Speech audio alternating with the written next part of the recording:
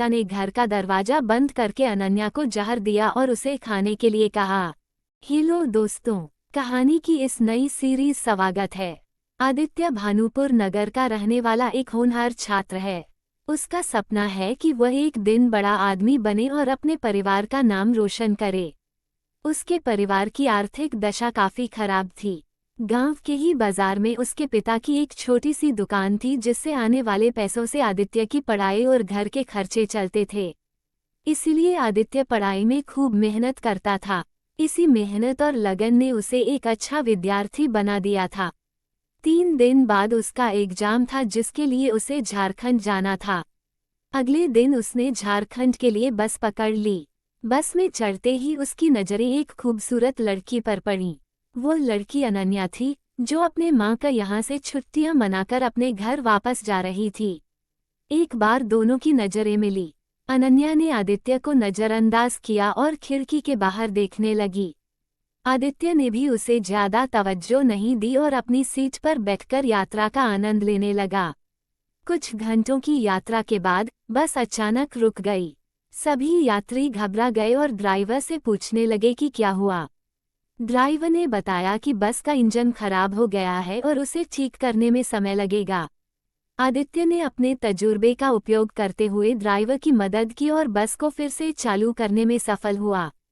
अनन्या ने ये सब देखा और उसे आदित्य की समझदारी और मददगार स्वभाव अच्छा लगा। जब बस फिर से चलने लगी, अनन्या ने आदित्य से बात करनी शुरू की। Ananya, hi, I am Ananya. Aditya smile के साथ हेलो। आदित्य, अनन्या, क्या आप मैकेनिक हो? आदित्य, जी नहीं, वो मेरे दोस्त की कार रिपेयरिंग की दुकान है, जिस पर मैं कभी कभार जाया करता हूँ और उसकी मदद कर देता हूँ। अनन्या, अच्छा, तो अभी आप कहाँ जा रहे हो? आदित्य, जी, वो मेरा कल एग्जाम है, तो उसके लिए मुझे झारखंड पहुँचना है। आदित्य, जी, थैंक यू। वैसे आपने अपने बारे में कुछ नहीं बताया। अनन्या, फिलहाल मैं नर्सिंग की तैयारी कर रही हूँ। झारखंड में हमारा कॉलेज है। कॉलेज से 5 दिन की छुट्टी ली है और मामा जी के यहाँ छुट्टियाँ मनाने के लिए आए हैं। अब वापस अपने झारखंड जा रहे हैं। इसी तरह वे दोनों इधर उधर की बातें करने लगे। अनन्या ने आदित्य से उसका फ़ोन मांगा। जब आदित्य ने कारण पूछा तो अनन्या ने बताया कि उसके फ़ोन की बैटरी डेड है और उसे एक कॉल करना है। आदित्य ने उसे अपना फ़ोन दे दिया। अनन्या ने उसमें एक अनजान नंबर डायल किया और रिंग जाने के बाद काट दिया। सफ़र खत्म होने तक वे अच्छे दोस्त बन चुके थे। सफ़र खत्म होने के बाद उन्होंने संपर्क में रहने की बात कही और अपनी अपनी जगह के लिए रवाना हो गए। झारखंड में आदित्य का एक दोस्त रहता था। आदित्य उसी के पास रहने के लिए चला गया। अगले दिन उसने एग्जाम दिया और वापस अपने कमरे पर आ गया। आदित्य को कल अपने घर के लिए निकलना था, तो उसने अनन्या से इसके बारे में बात करने की सोची। लेकिन जब उसने फ़ोन अपने हाथ में लिया, उसे याद आया कि उसने उसका नंबर ही नहीं लिया। आदित्य को अपनी इस गलती पर काफ़ी अफसोस होता है, लेकिन अब वह कर भी क्या सकता है। हार मानकर वह अगले दिन अपने घर के लिए निकल आता है। 3 महीने बाद एक दिन आदित्य को अनन्या का कॉल आया। अनन्या ने पूछा कि वह कैसा है और उसकी परीक्षा कैसी गई। आदित्य ने बताया कि उसकी परीक्षा अच्छी गई थी और वह अब अपने परिणाम का इंतजार कर रहा है। आदित्य ने भी उसका हाल चाल पूछा और अपनी उसे गलती के लिए भी सॉरी बोला। अनन्या ने भी उसे माफ़ कर दिया। धीरे धीरे उनकी बातचीत हर रोज होने लगी और वे एक दूसरे के करीब आने लगे। उनके बीच की दोस्ती अब एक गहरे रिश्ते में बदलती जा रही थी।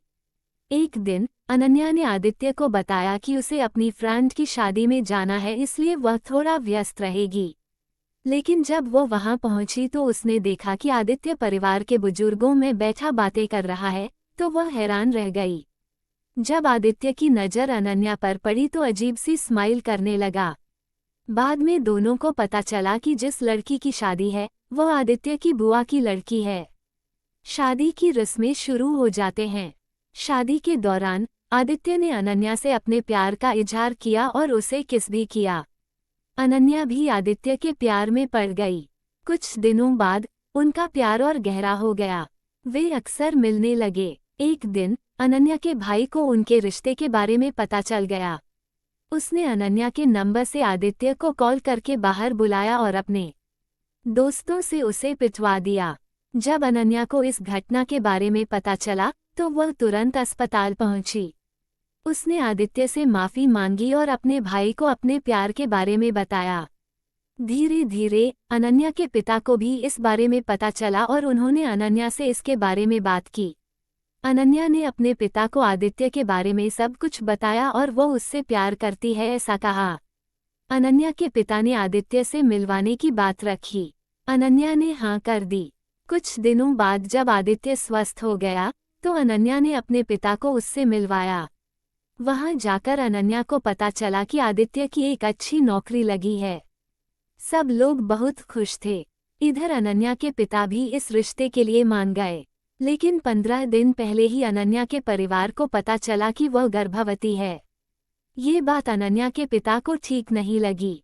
उन्होंने अगले महीने ही आदित्य और अनन्या की धूमधाम से शादी कर दी।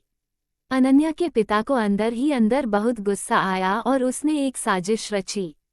एक दिन जब आदित्य अनन्या के साथ सुराल आया हुआ था, अनन्या के पिता ने घर का दरवाजा बंद करके अनन्या को जहर दिया और उसे खाने के लिए कहा। पिता के मुंह से यह बात सुनकर अनन्या हैरान रह गई।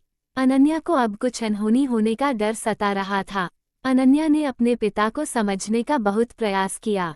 उसने दवा खाने से भी मना किया और कहा कि वह ये शहर छोड़कर कहीं दूर चली जाएगी। लेकिन उसके पिता ने उसकी एक नहीं सुनी। अनन्या के भाई ने गुस्से से आदित्य को पीटना शुरू कर दिया। बहुत रोने और बिलखने के बाद अनन्या ने जहर खा लिया और आदित्य से इस गलती के लिए माफी भी मांगी। दूसरी तरफ आदित्य अनन्या से जहर न पीने की विनती करता रहा। अनन्या के जहर खाते ही अनन्या के भाई ने आदित्य के सीने में 3 गोलियां दाग दी और दोनों को वहीं पड़ा छोड़कर चले गए।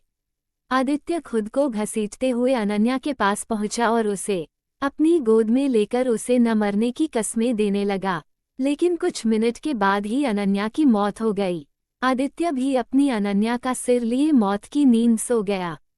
इस तरह आदित्य और अनन्या की खुशहाल शादीशुदा जिंदगी शादी के मात्र कुछ ही दिन बाद पूरी तरह बर्बाद हो गई। और उनका ये सच्चा प्यार प्रेमियों के लिए मिसाल बन गया। दोस्तों, ये लव स्टोरी आपको कैसी लगी? नीचे कमेंट में हमें जरूर बताइएगा।